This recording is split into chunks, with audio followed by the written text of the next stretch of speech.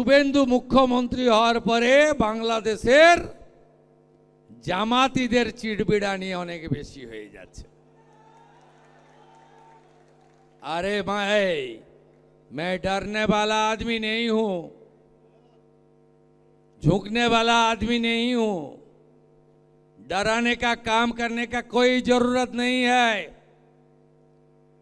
भाजपा ने जो कमिटमेंट दिया वो पूरा करने का काम भाजपा का चीफ मिनिस्टर करेगा करेगा करेगा। नेशन फर्स्ट, देश को सुरक्षित रखने का काम भारतीय जनता पार्टी का ही सरकार करेगा। पहले तो वोटर लिस्ट में डिटेक्ट हो गया, उसका बाद वोटर लिस्ट में डिलीट हो गया, अभी तो टाइम आ गया है बंधु डिपोर्ट करने का। डिपोर्ट का टाइम तो आ गया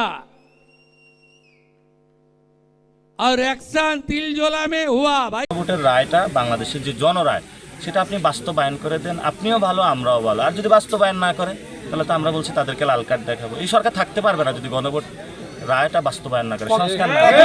নদীটা আমাদের পানি চাই, যে কোনো মূল্যে আমরা আমাদের পানি চাই। পানি নিয়ে দরকারে দক্ষিণ এশিয়াতে যুদ্ধ হবে না, আমাদের পানি লাগবে। পানি ছাড়া তো আমরা বাঁচতে পারবো না ভাই। এবং আমাদের সীমান্ত হত্যা বন্ধ করতে হবে, আমাদের বর্ডার আমাদের সিকিউর করবো আমরা ইনশাআল্লাহ।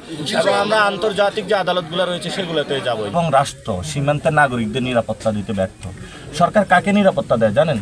সরকার হলো সন্ত্রাসীদের নিরাপত্তা। আপনি যত বড় সন্ত্রাসী হইবেন তত বড় হলো আপনার নিরাপত্তা, যত বড় চাঁদাবাজ হবেন তত বড় নিরাপত্তা, যত বড় দখল করতে পারবেন তত বড় হলো নিরাপত্তা।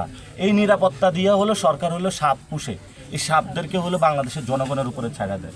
সরকার যদি এই মানুষগুলোকে নিরাপত্তা দিত, উনার যদি আজকে এটা হইতো যে উনি হলো মাছটা কি 5000 ওড়িয়া তার সঙ্গে বাঙালি রাষ্ট্রবাদী সব মিলে ভাই শুভেন্দুকে 15,105 ভোটে জিতিয়ে দিয়েছে।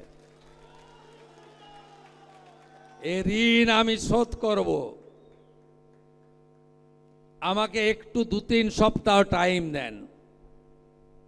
10 দিন হয়েছে, আরো 10 দিন টাইম দেন, সব ঠিকঠাক করে নি। যা যা আপনারা ভেবেছেন আমরা একটা একটা করে করছি। জনগণনা সেন্সাস আটকে রেখেছিল আগের সরকার। ভাবতে পারেন আগের সরকার রাষ্ট্রবাদী ছিল, দেশের জনগণনা আটকে রেখেছিল, আমরা চালু করে দিয়েছি। বিএনএস ভারতীয় ন্যায় সংহিতা চালু করতে দেয়নি, চালু করে দিয়েছি। বর্ডারকে সুরক্ষিত করা, अभारतीयों दरजा देखिए दा, घुसपैठिया हटाओ, जाओ जहां से आया था उस रास्ता से जाओ, वापस जाओ बांग्लादेश।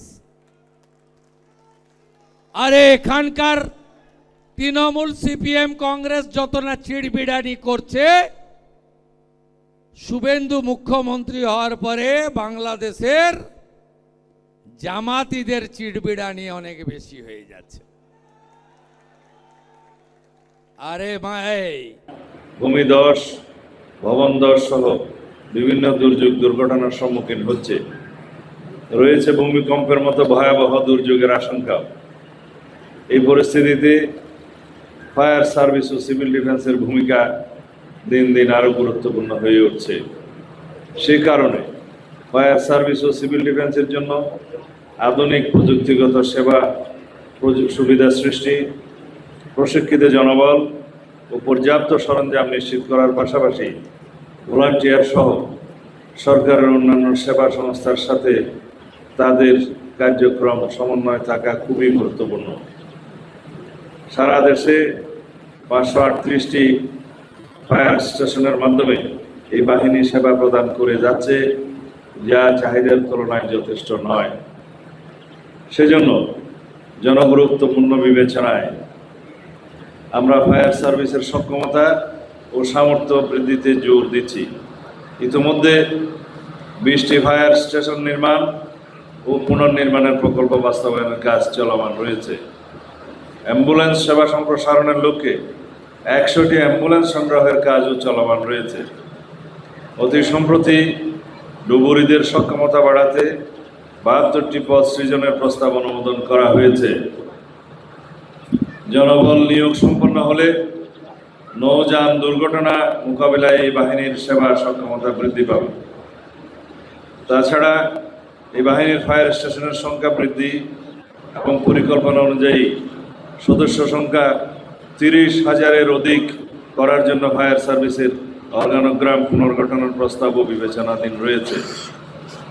এছাড়া প্রশিক্ষণের মান উন্নয়নের জন্য মুন্সিগঞ্জের গজারিয়ায় ফায়ার সার্ভিস ও সিভিল ডিফেন্স একাডেমি স্থাপনের জন্য আমরা কার্যক্রম গ্রহণ করেছি।